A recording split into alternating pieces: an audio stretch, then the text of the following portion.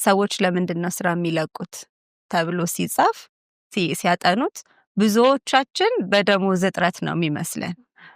ግን አይደለም አብዛኛውን ፓርት የሚይዘው ሰልፍ አኮምፕሊሽመንት የሚለው ይሄ በራሱ ያሰው ሊያደርግ ኮንትሪቢዩት ላደርግ ይችላልው የሚለው ነገር ሲነጠቅ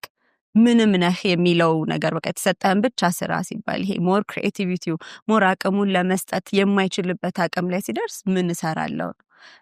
ተምሬ ማልሰጥ ከሆነ ሰርቼ ማልሰጥ ከሆነ ሌላ ስራ በፈልግ ይሻላል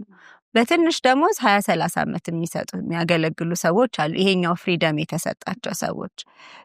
ራስን መውደድ ብለሽ ስትይ የመስጠት አቅምንም ፓርቲሲፔት እንድታደማን ነው ፕራክቲስ እንድታደርጊው እንድትለማመጂው የሚያደርግሽም ፓርት አለ ሰላም እንዴት ናችሁ በሶፊያ ኮንሰልታንሲ ስር ከሚሰጡ ስልጠናዎች መሃል የንግድ ስራ ለመጀመር የሚያስችል ዝግጅት ነው ንግድ ስራ ለመጀመር የምታስቡ ወይም ጀምራችሁ እዛ ላይ መታገዝ ለምትፈልጉ ይሄንን ስልጠና ብትካፈሉ ጥሩ ነው ብዬ እላለሁ በግልም በቡድንም መታችሁ መውሰድ ትችላላችሁ ከሀገር ውጭ ላላችሁም ተመልካቾቻችን